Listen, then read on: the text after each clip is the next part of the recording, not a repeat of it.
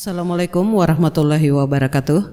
Apa kabar sahabat Uhuah Islamiyah? Semoga tetap dalam lindungan Allah Subhanahu wa taala serta dilancarkan segala urusan-urusan kita. Pada video pembahasan kali ini, saya akan menanggapi kembali channel Religiologi yang membahas tentang burak. Dan untuk para pemirsa yang ingin mendukung atau mensupport kegiatan Esa, link saya sertakan di kolom deskripsi. Atas dukungan dan doanya, Esa mengucapkan banyak-banyak terima kasih. Semoga Allah membalasnya dengan berlipat-lipat. Amin. Nah, bagaimana videonya? Mari kita lihat dan tanggapi poin per poin. Check it out.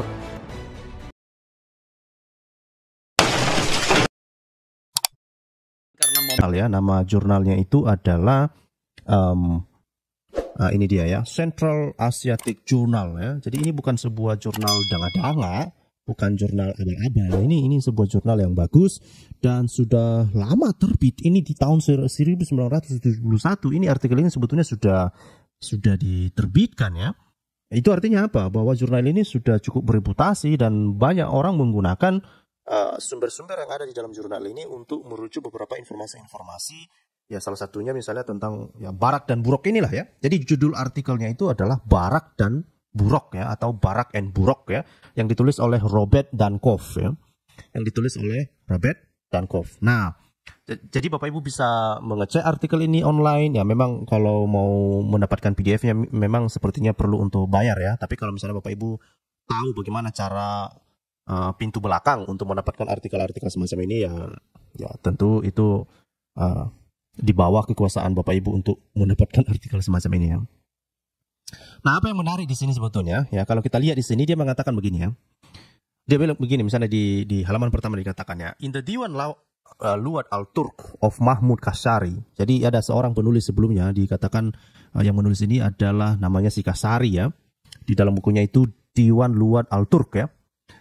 Ini dia tulis diperkirakan pada abad ke-11 ya, 1075. There is a following entry. Barak. Nah, ternyata di dalam tulisannya si Kasyari ini dikatakan bahwa Barak ini adalah seekor anjing yang berbulu katanya. Anjing yang berbulu ya. The Turk claim that when the eagle grows old, it lays two eggs then hatches them. From one of them emerges this dog called Barak. It is the swiftest running of dogs and the most reliable in hunting. From the other emerges a chick, the last of its chick. Jadi maksudnya apa ya? Maksudnya adalah bahwa ini sebetulnya Barak ini atau anjing berbulu ini sebetulnya ini berkembang ya dari sebuah dongeng sebetulnya yang sudah berkembang, dan dikatakan Barak ini dulunya ini ada seekor elang ya, ada seekor elang. Dia kemudian elang ini memiliki 2 telur ya. Nah, kemudian bertelur dia setelah menetas ya. Setelah menetas telurnya, satu dari antara telur dari elang ini menjadi anjing ya, dan disebut sebagai Barak. Nah, cuma kisah itu tidak begitu populer dan beberapa muslim menolak kisah itu ya. Karena memang dipertanyakan apakah kisah yang dimiliki oleh Zoroastrian itu berkembang lebih dulu atau berkembang lebih dulu atau belakangan ya, lebih dulu atau belakangan cerita yang ada di dalam Zoroastrian itu ya. Nah, itu memang agak sulit untuk membuktikan itu, tetapi kisah yang mirip dengan apa yang dialami oleh Muhammad ketika dia melakukan Isra Mi'raj itu ada di dalam kisah agama lain, namanya agama Zoroastrian ya. Dan nama nabi yang ada di dalam agama Zoroastrian itu namanya Firaj ya. Dia juga naik ke surga dan dia ketemu dengan malaikat, lalu dia ditanya dan dia juga melihat pohon dan juga dia dinampakkan neraka dan bla bla bla. Jadi kisahnya itu sangat paralel dengan apa yang ada di dalam kisah agama Zoroastrian ya. Barak ini kalau ini ditelusuri misalnya di Persia, ini memang tidak ada hubungannya dengan kuda, katanya begitu ya. It should first be known that Barak in the Middle Persian signify no ordinary horse. Jadi ini tidak terhubung dengan kuda. Kalau ini merujuk kepada kalau merujuk akar katanya atau merujuk kepada Persia ya. Tetapi apa yang terhubung dengan kata Barak ini? Justru kalau di dalam Persia, Barak ini berhubungan dengan apa? Dengan sebuah tunggangan yang fantastis atau atau setan yang bernama Ahriman. Ya, ini makanya saya bilang di judul kita hari ini apakah buruk ini adalah setan atau bukan gitu ya. Dan kalau ditelusuri di dalam akar katanya dan ditelusuri dalam bahasa Persia ini sepertinya terhubung dengan setan yang bernama Ahriman gitu ya. Setelah melihat kurang lebihnya penjelasan si Scott, kita cukup senyumin saja. Kenapa saya berkata seperti itu? Terlalu nekat dan ceroboh ketika membahas tentang mukjizat Rasulullah Shallallahu Alaihi Wasallam.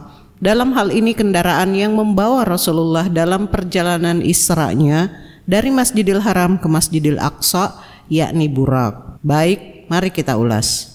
Dalam hal ini, si Scott menjabarkan tentang Burak dalam beberapa pandangan, di antaranya Zoroaster, Persia, Turki, Hindu, dan lain sebagainya. Jujur saja saya sempat bingung mendengar narasi dari si Scott ini karena sangat amburadul dan tidak berurutan dan sangat tidak jelas apa yang disampaikannya. Anda ini sebetulnya membahas apa? Burak atau Mi'raj? Kan gak jelas Anda itu, malah dicampur aduk. Jadi saya akan coba runut secara pelan-pelan ya. Di sini saya akan jelaskan dulu mengenai Burak. Salah satu referensi yang dia sodorkan adalah artikel dari Robert Dankov yang merupakan Profesor Emeritus Studi Ottoman dan Turki, Departemen Bahasa dan Peradaban Timur Dekat di Universitas Chicago, yang berjudul Barak and Burak, yang isinya kurang lebih seperti ini. Saya kutip dulu ya.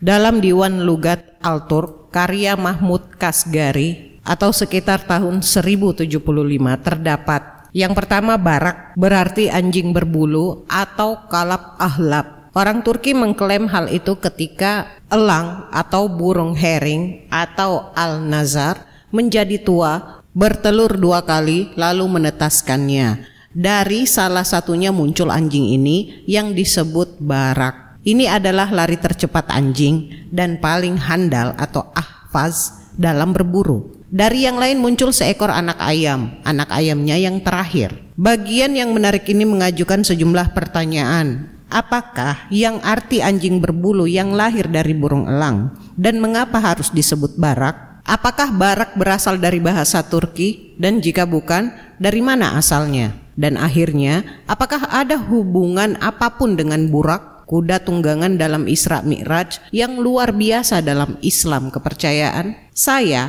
dalam catatan yang ditulis pada tahun 1948, Abdil Qadir Inan menyebutkan pemberitahuan tersebut. Kasgari dan mengutip 2 versi kontemporer dari kepercayaan rakyat yang sama. 2 versi lain dari legenda ini dibuat oleh Yakovlev untuk Yosot Urenha, Furiyankai Tuvinian atau Turki, NE Mongolia. Menurut kepercayaan para Urenha, burung Megaloperdix altaika melahirkan 3 hal di dalamnya jalan hidupnya: seekor anjing atau barak, sebuah tali, dan sebuah kapak. Menurut legenda yang saya dengar di kalangan Saljufut, Katai dan Barin, klan Baskir atau dari dataran timur Ural, gagak, ketika sudah tua bertelur 2 butir. Dari salah satunya muncul seekor anjing berbulu bernama Tuigun, dan dari yang lain seekor burung pemburu bernama Sonkar. Makhluk-makhluk ini dikatakan demikian cocok sebagai anjing pemburu dan burung pemburu bagi para pangeran. Sejauh yang saya tahu, ini adalah satu-satunya refleksi di kalangan kontemporer masyarakat Turki legenda untuk barak ini yang disampaikan oleh Mahmud Kasgari pada abad ke-11. Nah, jadi perlu diketahui bahwa Diwan Lugat Al-Turk adalah kamus bahasa Turki Arab yang ditulis pada periode Turki Tengah oleh Mahmud dari Kasgar di Baghdad antara tahun 1072 dan 1074. Ini adalah kamus bahasa Turki tertua yang diketahui dan karya bahasa terlengkap dan penting tentang bahasa Turki tertulis di Asia Barat.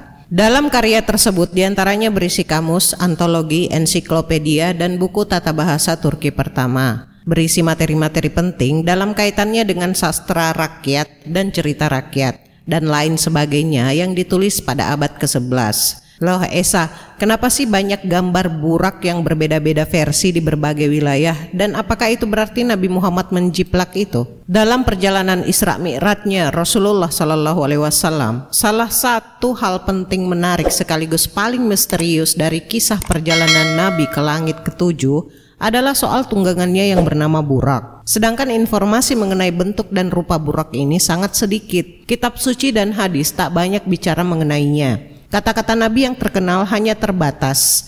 Aku diberi burak, dia hewan tunggangan yang berwarna putih, lebih besar dari keledai, tapi lebih kecil dari bigal, yang satu tanduknya terdapat di pucuk kepalanya. Satu hal yang jelas disebut, cuma tunggangan itu berjalan laksana kilat. Burak sendiri secara harfiah berarti kilat. Dalam kisah Isra Mi'raj, memang digambarkan perjalanan itu secepat kilat, bahkan lebih. Bayangkan jarak Masjidil Haram, Mekah, ke Masjidil Aqsa, Yerusalem, ditambah perjalanan ke Sidrat Al-Muntaha di lapis langit ketujuh, hanya ditempuh dalam waktu 1 malam, pergi dan pulang. Dengan begitu, burak pasti sesuatu yang lajunya sedemikian cepat, lebih dari kecepatan cahaya. Nah, kalau dipikir informasi yang minim yang diberikan oleh Rasulullah ini terkait gambaran buruk adalah sebuah keuntungan. Kenapa begitu? Karena informasi ini membuka peluang ragam tafsir. Salah satu yang terkenal adalah bahwa makhluk ini punya 2 sayap. Para seniman Islam di masa lalu kemudian melukiskan burak sebagai binatang berkaki 4, berkepala manusia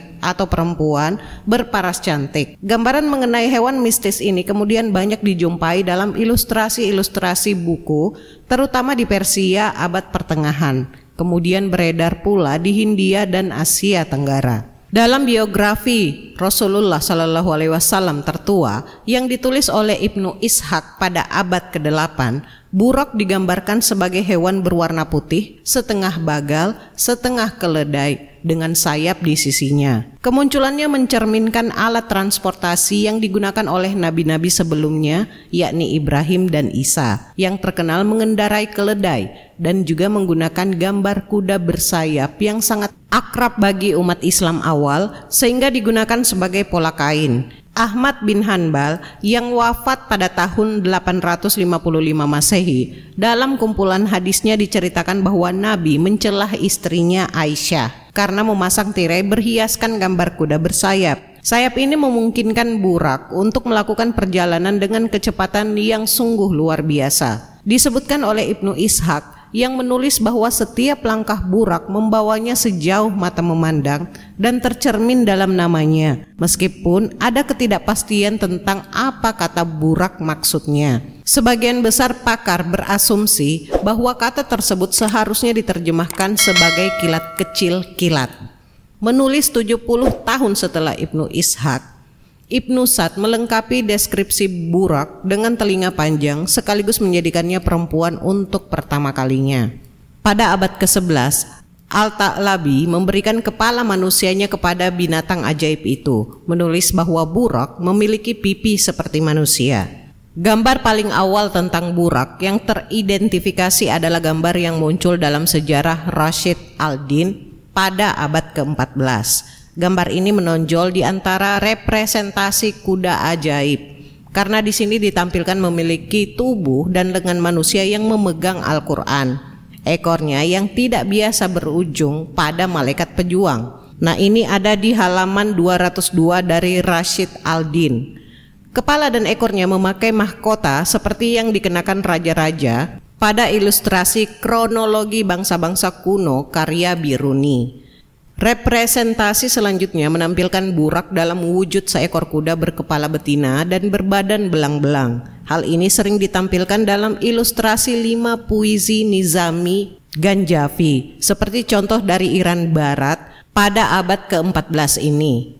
Nah, sedangkan pada abad ke-16, sarjana lain, Muhammad Kuandamir, memberikan gambaran yang lebih rinci tentang burak, yang isinya, burak adalah binatang tunggangan yang lebih kecil dari bagal dan lebih besar dari keledai, mempunyai muka seperti manusia dan telinga seperti gajah, surainya seperti surai kuda, leher dan ekornya seperti surai kuda, unta, Dadanya seperti dada bagal, kakinya seperti kaki lembu, atau menurut salah satu tradisi seperti kaki unta. Kukunya seperti kuku lembu, dadanya tampak seperti batu delima dan rambutnya menyerupai baju besi putih, bersinar terang karena kemurniannya yang luar biasa.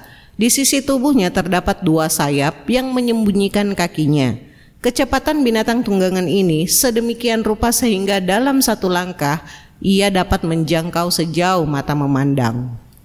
Namun, deskripsi ini tidak pernah dimasukkan ke dalam iluminasi manuskrip. Sebaliknya, penggambaran burak biasanya mencerminkan cita rasa lokal. Iluminasi indah ini diciptakan pada abad ke-16 di Iran oleh Sultan Muhammad. Kita pasti menyadari bahwa burak ini memiliki sejumlah ciri yang sama dengan burak abad ke-14. Terlihat betapa penggambaran burak dari manuskrip Ottoman abad ke-18 berbeda dengan ilustrasi Persia. Jika diperhatikan bahwa sang seniman memilih representasi simbolis Muhammad sebagai awan api. Kadang-kadang burak ditampilkan dalam konteks yang tidak ada hubungannya dengan perjalanan malam Nabi Muhammad. Gambar cat air yang dibuat di Kashmir pada abad ke-19 ini menggambarkan 2 pangeran yang menyembah burak.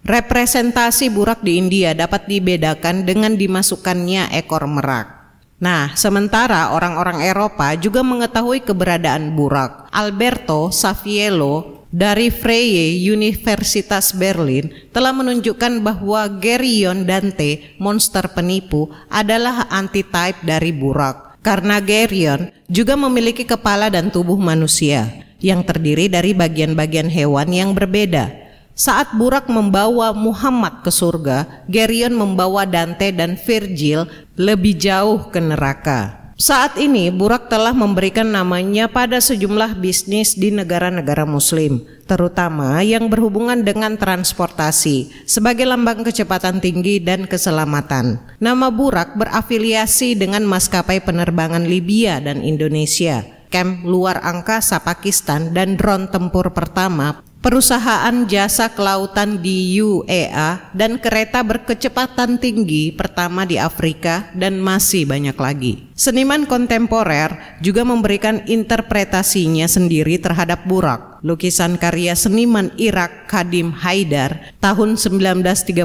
sampai 1985 ini melengkapi burak dengan ciri-ciri makhluk lain yang juga ditemui Muhammad dalam perjalanan malamnya, atau malaikat ayam. Memang benar, sosok burak yang mempesona telah menangkap imajinasi para seniman sepanjang zaman dan terus menjadi salah satu fenomena seni Islam yang paling menarik dan misterius. Nah, jadi intinya sosok burak yang gambarannya tersebar di beberapa wilayah di Asia Tengah, Persia, India, dan Nusantara ini adalah simbolisasi dari suatu pemahaman tentang peristiwa Isra Mi'raj yang dihasilkan oleh beberapa kebudayaan.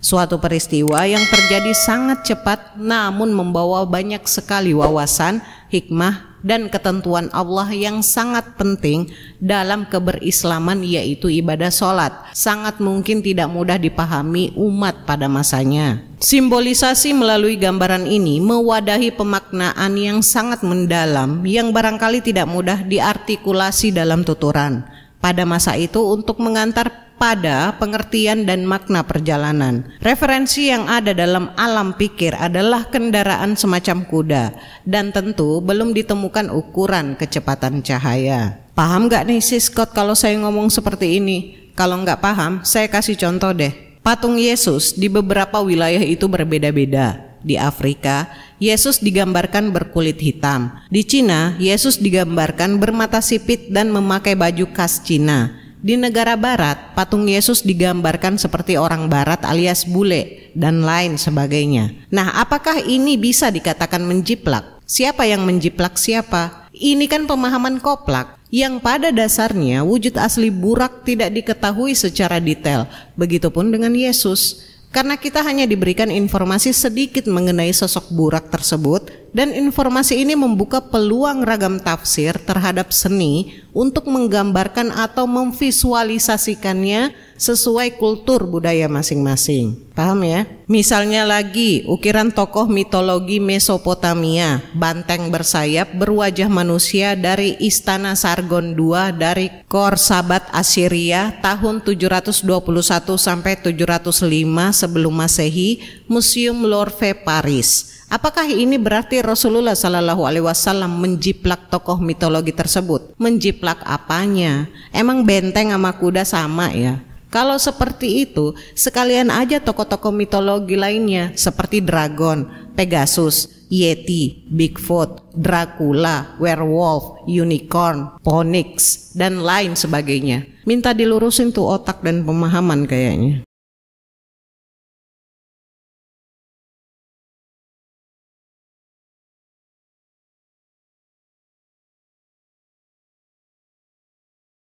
Berikutnya masalah Mi'raj Nabi Muhammad Sallallahu Alaihi Wasallam. Nah, di sini saya jelasin saja ya poin-poin yang bisa saya tangkap dari si Scott, karena dia jelasinnya juga nggak jelas alias tidak runut, dicampur aduk semuanya. Ngebahas Burak adalah setan, malah ngebahas Mi'raj. Dari Mi'raj kembali ke Burak. Jadi bingung akhirnya. Nah, si Scott mengatakan bahwa peristiwa kenaikan Nabi Muhammad Sallallahu Alaihi Wasallam ke langit ketujuh mungkin. Coba Anda hitung-hitung berapa kali si Scott menyebut kata mungkin dalam pembahasannya.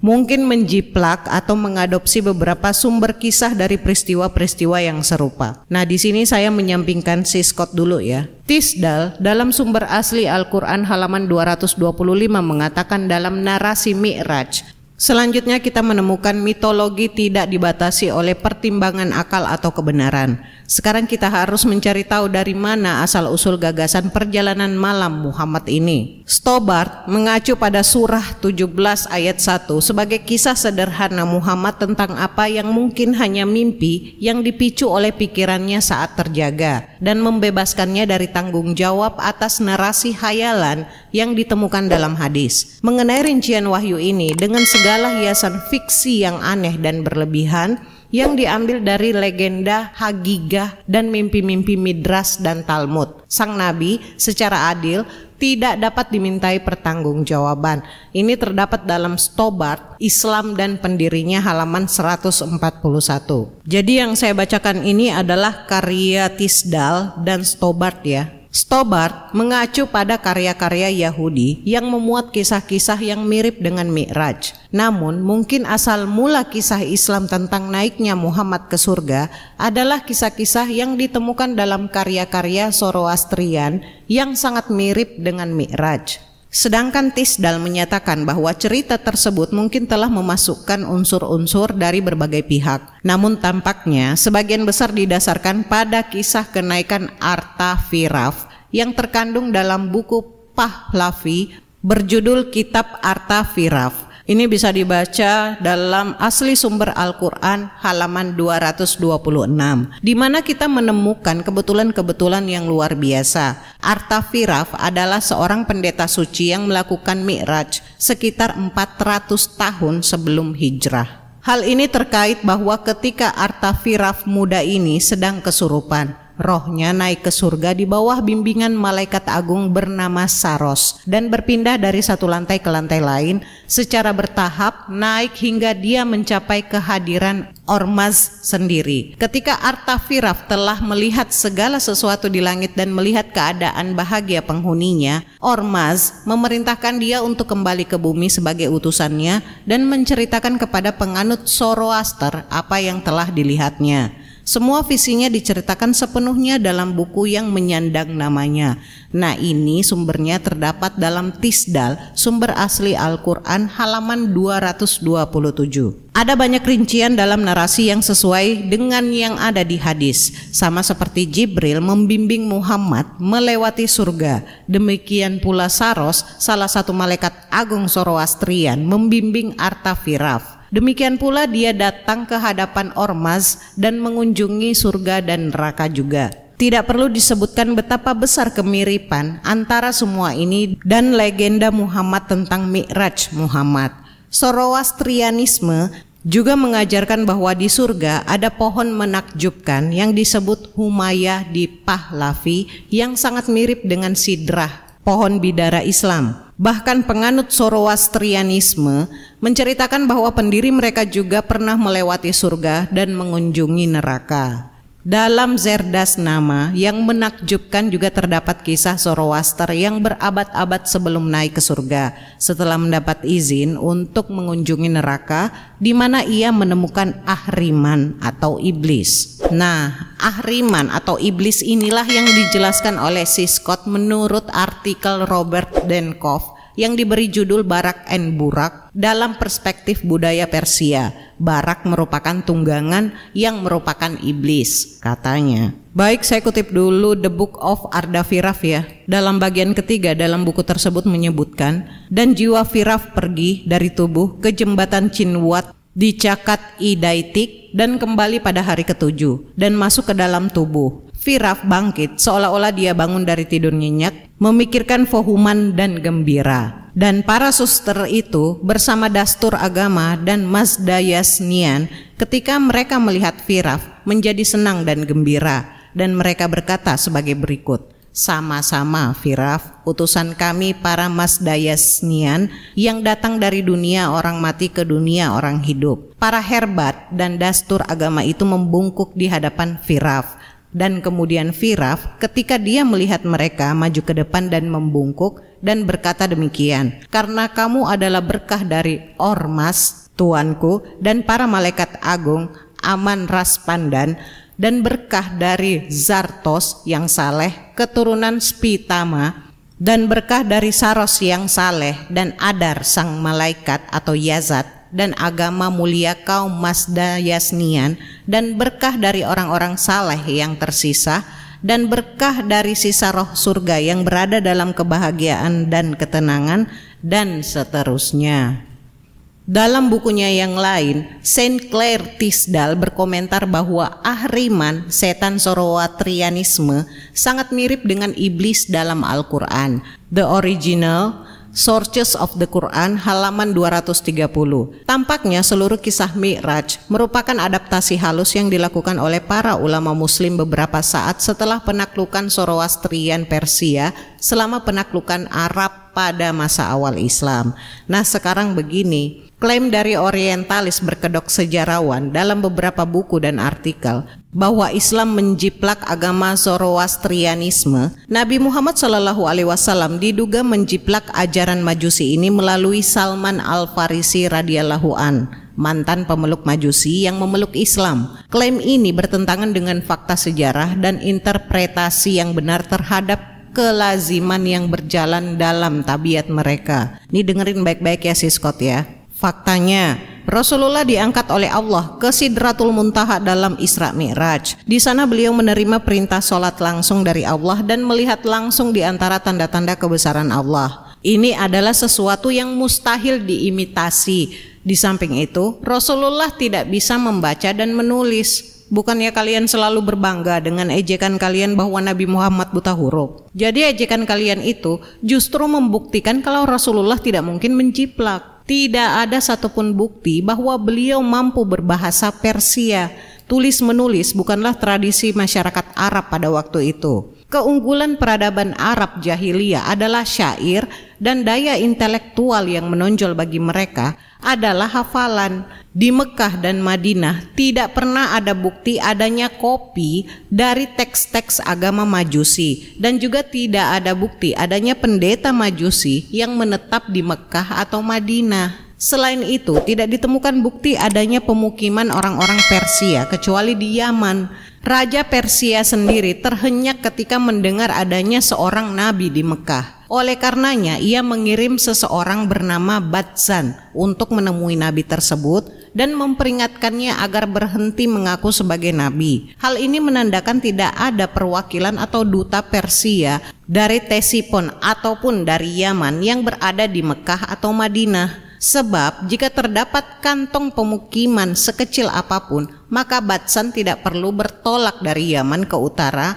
menuju nabi tersebut untuk menyampaikan pesan Raja Persia. Ibnu Hisham menuturkan dari Zuhri, Kisra menulis surat kepada Badzan di Yaman yang isinya, sesungguhnya telah sampai berita kepadaku bahwa seorang lelaki dari Quraisy telah muncul di Mekah dan dia mengaku bahwa dirinya adalah seorang nabi. Maka berangkatlah engkau ke sana dan suruhlah dia bertaubat.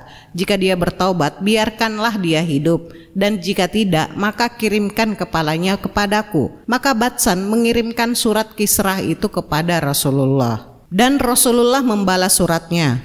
Sesungguhnya Allah telah menjanjikan kepadaku bahwa Kisra akan terbunuh pada hari demikian, bulan demikian. Tak kala Batsan menerima surat ini, dia terhentak dan sedikit merenung seraya berkata, jika dia benar seorang nabi, maka apa yang dia katakan akan menjadi kenyataan. Maka Allah mematikan Kisra pada hari yang telah dikatakan Rasulullah. Salman Al-Farisi, seorang sahabat yang dahulu menganut Zoroastrianisme, kemudian Nasrani Ebionim atau kemungkinan juga Nestorian, akhirnya bertemu Rasulullah di Madinah dan memeluk Islam dengan keislaman yang begitu baik. Justru disinilah hujah bahwa Islam tidaklah menjiplak Majusi. Sebaliknya, Madinah adalah sebagai tujuan akhir bagi mantan penganut Majusi taat semisal Salman yang mengelana demi menganut agama yang sesuai dengan fitrahnya. Salmanlah yang menimba ilmu kepada Nabi Shallallahu Alaihi Wasallam. Perlu dicatat, eksodus sebagai Yahudi ke Madinah juga ditenggarai kabar diutusnya Nabi terakhir di Madinah yang dikabarkan oleh nabi-nabi terdahulu semisal Nabi Musa, Nabi Daniel, dan selainnya. Oleh karenanya, kaum Yahudi di Madinah adalah dari kalangan rahib-rahib, bukan Yahudi jelata. Bahkan sebagian dari mereka keturunan Nabi Harun langsung, dan memang keturunan Nabi Harun menjabat sebagai imam-imam besar Yahudi. Apa yang membawa Salman ke Rasulullah dengan karunia Allah adalah kabar-kabar para pendeta Ebionim serta kemunculan Nabi akhir. Salman sendiri dahulu seorang penganut Zoroastrianisme taat. Ia bahkan ditugaskan menjaga kuil api dan hanya tinggal menunggu waktu saja ia akan diangkat menjadi pendeta Majusi. Salman Al-Farisi tidak akan mengembara belasan tahun meninggalkan kampung halamannya dan ayahanda yang begitu mencintainya serta kenyamanan hidup di Isfahan hanya untuk kembali menjadi Majusi lagi ketika di Madinah. Sebagaimana para sahabat lainnya, Salmanlah yang belajar dan beribadah serta berjihad di bawah komando dan pimpinan Rasulullah, bukan sebaliknya. Selain itu, Salman bertemu Rasulullah ketika Rasulullah berada di Madinah. Lantas, Al-Quran yang diturunkan di Mekah selama lebih dari 10 tahun itu menjiplak dari siapa? Jika ia adalah jiplakan dari ahli kitab, maka bagaimana kedua versi jiplakan itu ketika disatukan memiliki alur, keterkaitan, dan makna-makna yang selaras dan tidak bertentangan? Perlu dicatat bahwa jumlah ahli kitab di Mekah sedikit sekali, sementara ahli kitab di Madinah adalah dari kalangan Yahudi. Mereka cenderung menjauhi Mekah karena adanya penyembahan berhala. Ketika kaum muslimin menaklukkan Tesipon, ibu kota Sasaniyah Persia, Islam telah sempurna syariatnya. Rasulullah pun telah wafat dan beliau telah menjelaskan segala sesuatu yang dapat membawa seseorang ke surga dan segala sesuatu yang dapat membawa seseorang ke neraka. Negeri yang ditaklukkan lazimnya tunduk pada negeri yang menaklukkan, bukan sebaliknya, dan Persia tidak terkecuali. Memang ada sebagian kasus ketika negeri penakluk mencampur adukkan sesembahan mereka dengan sesembahan penduduk negeri yang ditaklukkan, sebagaimana terjadi di Mesir kuno pada bangsa Romawi Barat. Namun jika itu terjadi, maka seharusnya tidak ada proses Islamisasi di Persia. Fakta membuktikan sebaliknya, Islam berjaya di Persia. Seluruh negeri bekas Persia memeluk Islam. Dan tidak hanya itu, di abad-abad berikutnya Persia adalah salah satu provinsi Islam yang berkontribusi terhadap perluasan wilayah Islam ke timur. Nah, di negeri bekas Persia itulah muncul para ulama hadis, para ahli tarik, mufassir, para mujahidin, para ilmuwan dan saintis muslim, para ahli ilmu muslim yang masyhur. Di bekas negeri Persia itulah kerajaan Abbasiyah mercusuar ilmu pengetahuan dunia abad pertengahan berdiri, serta beberapa kerajaan dan dinasti muslim lainnya. Sebelumnya belakangan agama Syiah mendominasi. Adapun Zoroastrianisme tenggelam oleh lumpur Tigris dan Eufrat, dan pemeluknya pun berbondong-bondong memeluk Islam. Sebagian dari mereka yang bersikeras memeluk agama nenek moyangnya mengungsi ke wilayah barat India untuk melestarikan agamanya, di mana pada hari ini mereka masih dapat ditemui. Sebagian kecil bergerilya untuk melakukan makar, sebagaimana makar Abu Lu'lu'ah yang menikam Amirul Mukminin Umar radhiyallahu an. Nah, jadi dari fakta sejarah yang ada akan sangat sulit membayangkan anggapan kaum pemahaman bengkok tersebut kalau Islam menjiplak Majusi, sementara bukti sejarah menunjukkan dominasi yang sebaliknya. Sama seperti halnya yang terdapat dalam The Secret of Enoch. Saya kutip dulu ya. Petikan-petikan dari Enoch 1 pasal 4-10 dan 2 pasal 1. Pada hari pertama bulan itu saya berada di rumah, beristirahat di dipan dan tertidur. Ketika tertidur, datanglah kesusahan besar ke dalam hatiku, dan di sana muncullah 2 orang pria. Mereka berdiri di sisi dipanku dan memanggil namaku, dan bangkit berdiri dari tidurku. Beranilah Henok, jangan takut, Allah kekal mengirim kami kepadamu. Engkau hari ini akan naik dengan kami ke surga. Malaikat-malaikat itu membawa dia di sayap mereka dan membawa dia ke langit pertama. Rincian gambaran tingkat-tingkat langit yang dilihat Muhammad sangat mirip di dalam tulisan yang lebih tua umurnya, The Statement of Abraham. Nah, jadi kitab Henok atau dikenal juga sebagai kitab Nabi Idris adalah suatu karya keagamaan Yahudi kuno. Secara tradisi dianggap berasal dari Henok, kakek buyut Nuh. Henok adalah tokoh pertama dalam Alkitab yang diangkat oleh Allah ke surga tanpa melalui kematian. Kisahnya ditulis dalam Kejadian 5 pasal 18-24. Henok adalah keturunan ketujuh dari Adam,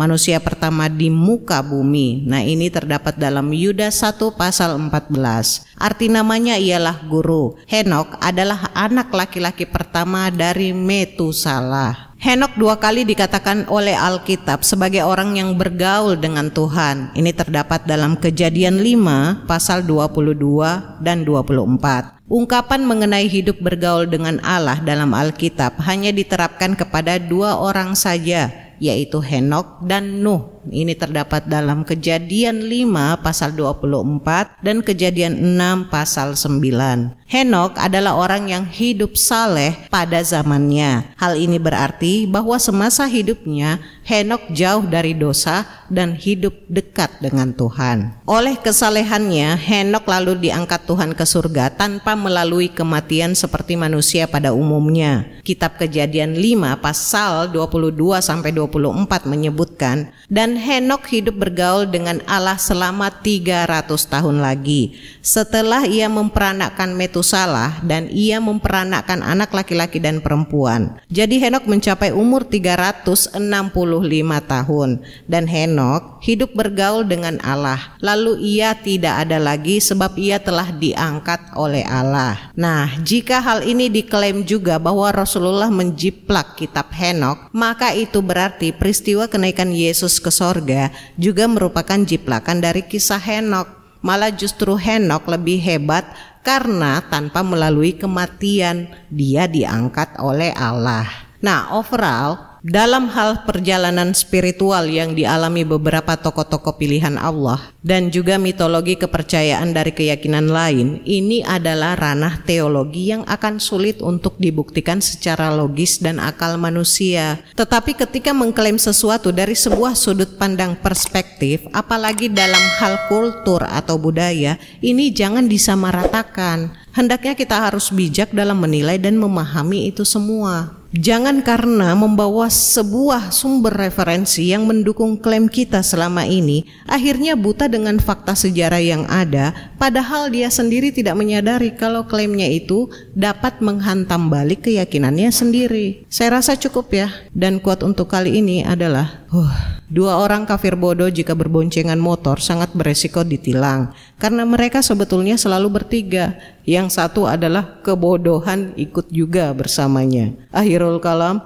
semoga ada hikmah dan pembelajaran yang bisa kita petik. Kurang lebihnya mohon dimaafkan. Akhir kata, maha benar Allah dengan segala firman-Nya. Allahumma salli ala Sayyidina Muhammad. Wassalamualaikum warahmatullahi wabarakatuh.